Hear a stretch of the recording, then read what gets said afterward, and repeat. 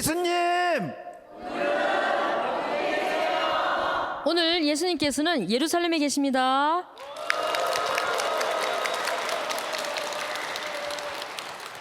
참 예수님, 안녕하세요. 그런데요, 지금 우리가 웃을 수 없어요. 왜냐하면 예수님께서 지금 예루살렘에서 순환을 당하고 계십니다. 그래서 우리도 예수님의 그 순환에 동참하기 위해서 지금 예수님께서 겟세마니 동산에 계시는데 그곳으로 한번 가보도록 하겠습니다. 자, 요한복음 18장 1절에서 11절을 다 함께 읽겠습니다. 준비되셨나요? 네. 자, 시작. 예수님께서는 이렇게 말씀하신 뒤에 제자들과 함께 키드론 골짜기 건너편으로 가셨다. 거기에 정원이 하나 있었는데 제자들과 함께 그곳에 들어가셨다. 예수님께서 제자들과 함께 여러 번 거기에 모이셨기 때문에 그분을 팔아넘길 유다도 그곳을 알고 있었다. 그래서 유다는 군대와 함께 수석 사제들과 바리사이들이 보낸 성전 병비병들을 데리고 그 뒤로 갔다. 그들은 등불과 횃불과 무기를 들고 있었다. 예수님께서는 당신께 닥쳐오는 모든 일을 아시고 앞으로 나서시며 그들에게 누구를 찾느냐 하고 물으셨다. 그들이 나자렛 사람 예수요 하고 대답하자 예수님께서 그들에게 나다 하고 말씀하셨다. 예수님을 팔아넘길 유다도 그들과 함께 서 있었다. 예수님께서 나다 하실 때 그들은 뒷걸음을 치다가 땅에 넘어졌다. 예수님께서 다시 그들에게 누구를 찾느냐 하고 물으시니 그들이 나자렛 사람 예수요 하고 대답하였다. 예수님께서 말씀하셨다. 나다 하지 않았느냐? 너희가 나를 찾는다면 이 사람들은 가게 내버려 두어라. 이는 아버지께서 저에게 주신 사람들 가운데 하나도 잃지 않았습니다 하고 당신께서 전에 하신 말씀이 이루어지게 하려는 것이었다. 그때에 시몬 베드로가 가지고 있던 칼을 뽑아 대사제의 종을 내리쳐 오른쪽 귀를 잘라버렸다. 그 종의 이름은 말코스였다.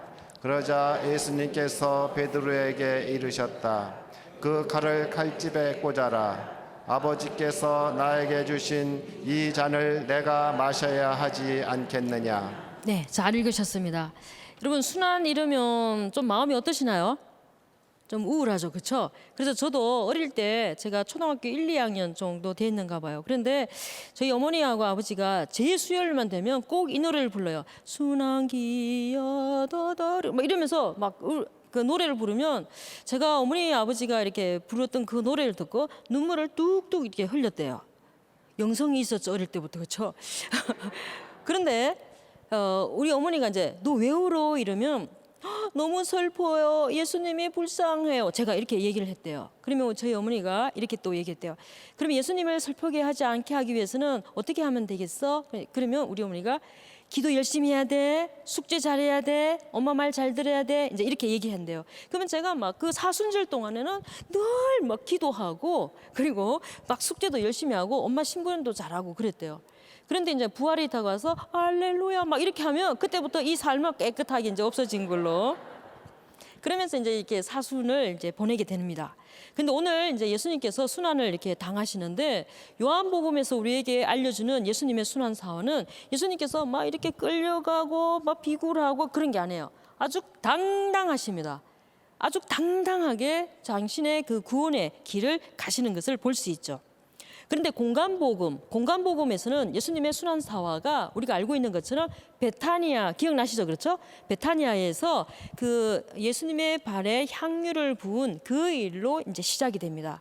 그리고 또 하나 우리가 볼 수 있는 것은 종교 지도자들, 유다의 그 종교 지도자들이 그 이제 이스카리오 유다를 꼬여서 예수님을 배반하게끔 만드는 그런 타협하는 그런 장면이 또 우리에게 나오고 있습니다.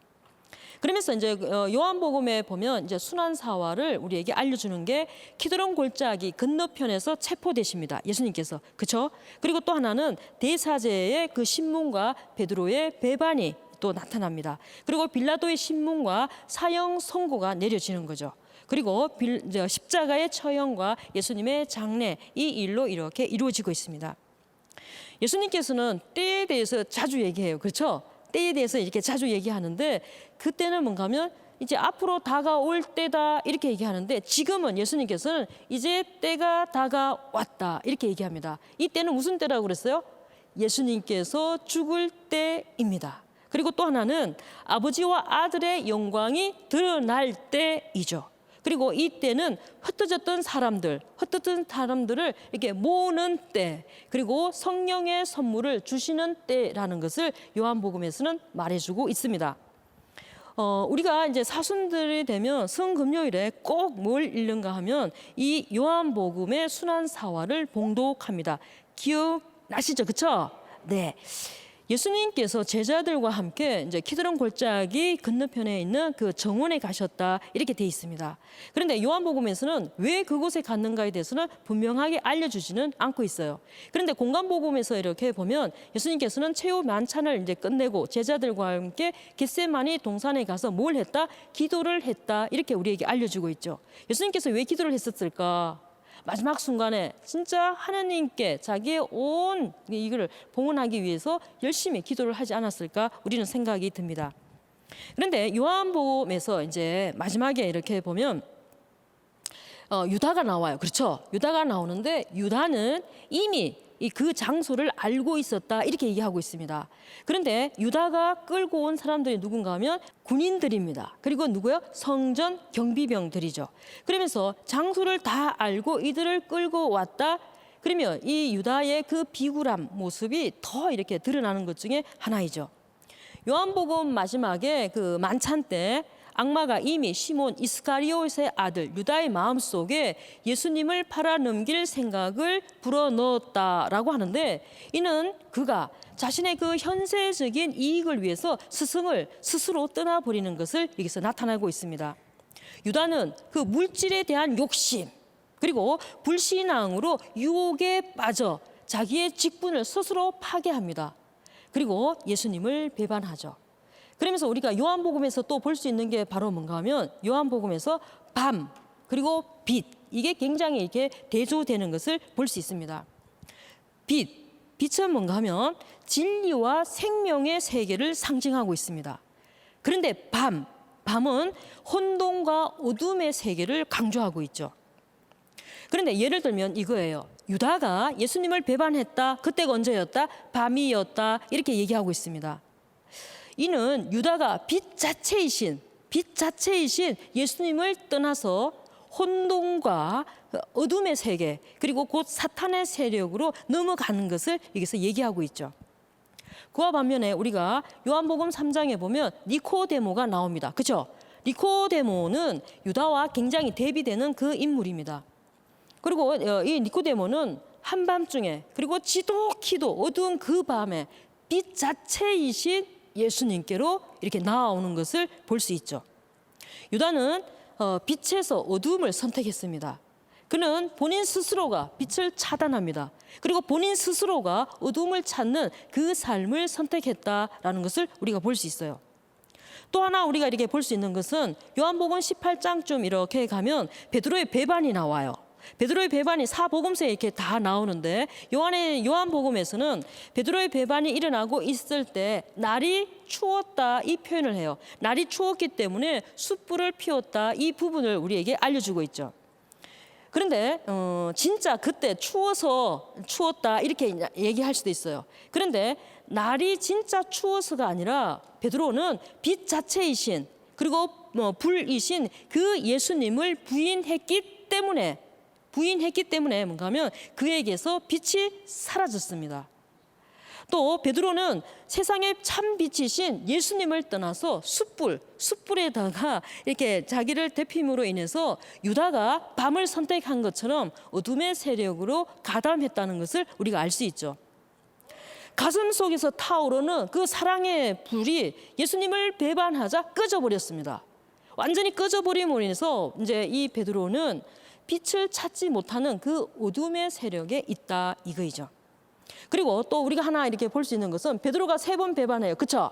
세 번 배반하는데 닭이 울기 전에 배반이 이루어집니다.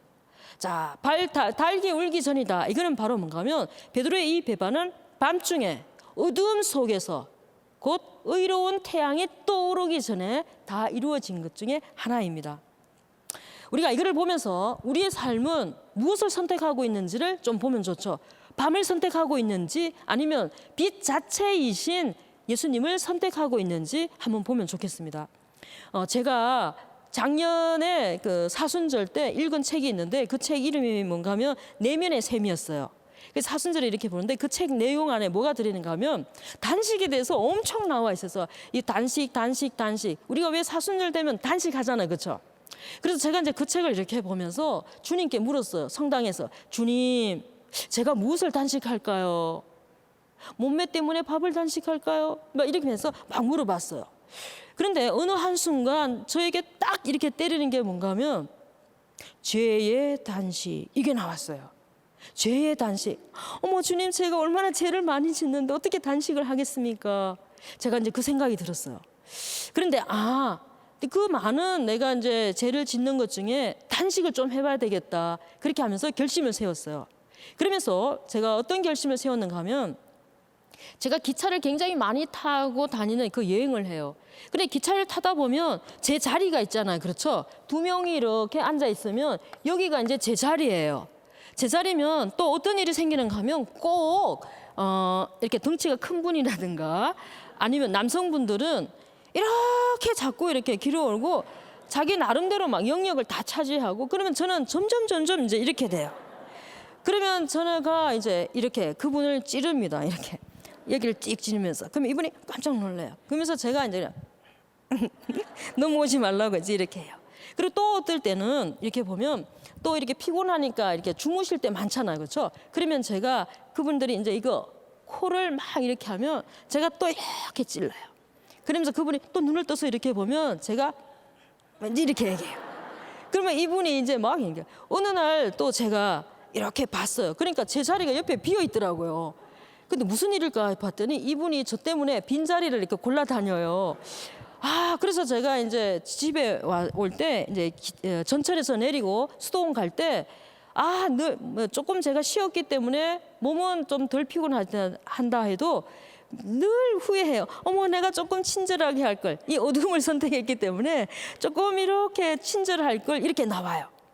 근데 제가 결심을 했어요. 어떤 일이 있어도 이번에 사순절에는 죄의 단식, 어떤 경우가 있어도 내가 그 사람에게 뭔가를 하지 않고 내가 불편함을 참겠다. 이제 이렇게 했어요.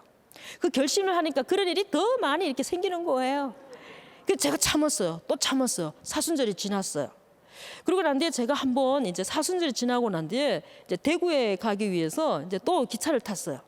기차를 탔는데 제가 또 눈을 이렇게 감고 있으니까 옆에 사람이 막 빠시작 막 이러는 거예요. 그래서 제가 눈을 뜰까 말까 또 이제 그러다가 눈을 이렇게 감고 있다가 살포시 제가 눈을 이렇게 떴어요. 그때는 뭐가 훅 날라오더라고요. 그런데 제가 눈을 조금 또 이렇게 떠봤어요. 봤더니 막 맛있는 냄새가 막 나는 거예요. 그래서 이렇게 보니까 이게 새우 튀긴 거 있잖아요. 그거를 제가 좋아하는 걸 어떻게 알고 4마리를 제 앞에 딱 내미는 거예요. 그래서 제가 눈을 뜨니까 어머 수녀님 이거 드세요. 이제 이러는 거예요. 그래서 제가 어머 저 괜찮아요. 이제 이렇게 됐어요. 그랬더니 아니에요. 제가 오늘 제 파트너 되는 분에게 대접하려고 사왔어. 이러는 거예요. 그래서 제가 이제 하나 먹었더니 두 개씩 먹어야 돼요. 이렇게 해서 또 2개 먹었어요. 맛있었어요. 근데 그거 다 먹고 나니까 또 감자 스틱 있잖아요. 그게 또 딱 나오는 거예요. 세상에 제가 좋아하는 것만데 또 먹었어요. 그러고 난 뒤에 이제 커피를 이제 이분이 근데 제가 커피 조금만 주세요. 이랬더니 또 커피에 따라서 줬어요. 그리고 이분은 그 기차가 마산까지 가는 건데 이분은 계속 자요. 그래서 제가 그래서 왜 아까 그렇게 뽀시작 때렸어요? 이랬더니 이분이 하는 말씀. 제가 이제 이게 뜨겁잖아요. 씻기 전에 먹어야 되는데 제가 눈을 떨려고 이렇게 하면 얼른 펴는 거예요. 이거를. 그런데 또 제가 눈을 감으니까 또 닫아야 되는 거. 그 일이 이제 반복됐어요. 그러다가 이분은 저를 맛있게 이렇게 먹이게 해주고 이제 마산까지 가면서 주무시더라고요. 근데 제가 이제 그게 기차에 보면 이렇게 유리가 있잖아요. 유리를 이렇게 보면서 제가 막 웃었어요. 왜? 예수님께 어머 예수님 제가 사순절 때 제 단식했다고 이렇게 선물을 주시네요. 이렇게 하면서. 그래서 굉장히 이렇게 기뻤습니다. 그래서 여기에서 우리가 어두움을 선택할 건지, 그리고 우리가 어떻게 해요? 빛 자체이신 예수님을 선택할 건지는 우리에게 달려 있다는 것을 여기서 알려주고 있죠. 자, 그런데 예수님께서는 이제 그 신변에, 당신 신변에 일어나는 일을 다 알고 계십니다. 그러면서 모든 일을 이제 진두지휘하면서 이렇게 가시는 거죠. 그래서 예수님께서는 단순히 배반당하시고, 그리고 체포되시고, 그리고 신문을 당하시고, 실현을 그런 것들이 그냥 이루어지는 게 아니다, 이걸 압니다. 그건 무엇이냐? 하나님의 계획에 따라 움직이는 거다. 이걸 하면서 그 계획에 예수님께서는 적극적으로 이렇게 협력하시는 것을 볼 수 있습니다. 예수님께서는 이 비극적인 그 상황에서도 굉장히 침착한 자세이십니다. 그렇죠? 침착한 자세로 모든 것을 이렇게 일어나는 것을 봅니다. 그러면서 이거는 인간이 하는 계획이 아니다. 누가? 하나님께서 이걸 염두에 두고 계시는 거죠. 그래서 하나님의 계획에 따라 일어나고 있음을 아시면서 예수님께서는 모든 것을 진두지휘해서 가시는 것을 볼 수 있죠. 예수님께서는 당신에게 닥쳐올 이 모든 일을 이렇게 아시고 앞으로 이렇게 나서십니다. 앞으로 나서시면서 뭐라고 하시는가 하면 누구를 찾느냐 이렇게 말씀을 하세요. 그러자 그들이 뭐라고 하는가 하면 굉장히 이렇게 경멸스러운 그 어조로 나자렛 사람 예수요 이렇게 얘기를 하고 있습니다. 그런데 여기서 나자렛 사람 예수, 이거는 굉장히 업신여기고 경멸스러운 그 단어라는 것을 우리는 또 알고 있죠. 그런데 예수님께서는 그들의 그런 그에도 아무런 지장을 받지 않고 앞으로 이렇게 나서십니다. 나시면서 뭐라고 그래요? 나다 이렇게 얘기하십니다. 나다 이렇게 얘기하시는 거죠. 여기서 우리는 나다라는 이 말은 신적인 칭호다, 이걸 갖다 알 수 있어요. 그게 바로 뭔가 하면 구약에서 하나님의 이름이 뭐다? 야훼라는 것을 우리가 떠올릴 수 있겠습니다. 그래서 나다 이 말은 히브리 말로는 야훼, 그리스도 말로는 뭐예요? 에고 에이미라는 것을 말해주고 있죠. 자, 예수님께서는 에고 에이미 이렇게 말씀하시면서 당신의 정체성을 완전히 이렇게 드러내시는 것을 볼 수 있습니다. 요한복음에서 예수님께서는 자주 나는 뭐뭐이다, 나는 뭐뭐이다, 에고 에이미 이거를 자주 이렇게 표현을 하시죠. 그게 이제 7가지인데 우리가 한번 볼까요?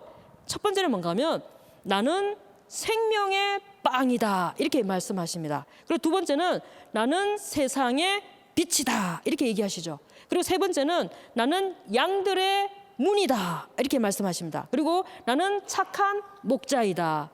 나는 부활이요 생명이다. 그리고 나는 길이요 진리요 생명이다 이렇게 말씀하십니다. 또 나는 참 포도나무다라고 하시죠. 여기에서 빵, 빛, 그리고 목자, 문, 그리고 부활과 생명, 길, 진리, 생명, 포도나무 이거는 모두 생명하고 연관이 되어 있는 것 중에 하나입니다. 그런데 예수님께서 나다 이러니까 이들이 어떻게 해요? 다 이렇게 넘어졌다 이 표현이 있습니다. 자, 그거 우리 한번 볼 수 있어요. 이들이 누구를 찾느냐 이렇게 하니까 나자렛 사람 예수여 이랬더니 예수님께서 한 발 이렇게 나서서 나다 이렇게 얘기하세요. 그러니까 이게 앞에 서 있던 사람이 너무 당황해가지고 뒤로 뒷걸음쳐다가 넘어지니까 연쇄적으로 이렇게 넘어지는 거, 우리가 그거를 이렇게 생각할 수 있죠. 이거는 뭔가 하면 예수님께서 지금 체포당하시고 그리고 순환당하시고 죽음은 결코 실패나 패배가 아니다 이거를 알려주고 있습니다. 이것은 바로 하나님의 뜻이 이루어지는 승리임을 알려주죠. 자, 그러면 이게 예수님을 잡으러 왔던 이 무장병들이 예수님 앞에 넘어졌던 그 이유, 그거는 바로 뭔가 하면 예수님의 그 존재에 근접할 수 없는, 예수님께 나아갈 수 없는 그런 신적 권위를 느꼈다는 것입니다. 또 하나님의 현현, 하나님이 나타났다 이러면 인간은 어떻게 꼬꾸라지는 게 정상이에요. 그렇기 때문에 하나님의 현현 앞에서 인간이 취해야 할 당연한 반응이라는 것을 볼 수 있죠. 그러니까 예수님이 고로 누구이다? 하나님이시다라는 것을 여기서 알려주고 있습니다. 자, 그러면서 우리가 또 이렇게 하나 볼 수 있는 것은 여기서 이제 마지막 부분에 이렇게 나오는 것이 예수님께서는 뭐요? 우리 모두를 위해서 목숨을 내놓는 거. 그러니까 우리 모두를 위해서 지금 죽음의 길을 가고 있다. 이걸 우리가 알 수 있습니다. 그러면서 예수님께서 착한 목자, 우리 생각나죠? 그렇죠? 착한 목자. 양들을 위해서 자기 목숨을 온전히 다 내어놓는 그 목자이신 예수님의 이미지를 다시 한번 우리에게 알려주고 있는 것입니다. 그런데 오늘 읽은 그 복음의 마지막 부분에 보면 이제 베드로가 나서요. 그렇죠? 베드로가 나서서 칼을 확 뽑습니다. 그래서 이제 그 종에 뭐 이게 길을 딱 내리쳐요. 그런데 다른 복음서에서도 이게 나오는데 그때는 누가 그랬다 이름이 나오지 않아요. 그런데 요한복음에서는 칼을 내리친 사람이 누구이다? 베드로이다. 그리고 그 피해자 이름이 누구이다? 말코스라는 것을 알려주고 있습니다. 여기서는 예수님께서 이제 뭘 얘기하고 싶었는가 하면 예수님께서는 그 폭력으로 인해서 이 세상을 제압하는 것이 아니다라는 것을 우리에게 알려주십니다. 예수님께서는 이 세상의 권력과 폭력을 사용하지 않고 당신 자신을 온전히 내어줌으로 인해서 가장 큰 사랑의 행위를 우리에게 보여주신다. 이걸 이제 알려주고 있습니다. 그것이 바로 아버지의 뜻에 일치하는 것이기 때문이죠. 오늘 우리는 우리의 구원을 위하여 너무나도 이렇게 당당하게 모든 것을 압도하시면서 순환의 길을 지휘하고 계시는 예수님을 만나보았습니다. 우리의 구원을 위해서 순환의 길을 가시는 그 예수님께 우리의 죄, 우리의 고통, 우리의 분노와 좌절, 그리고 우리의 절망과 울부짖음을 그 예수님께 말씀을 드리도록 합시다.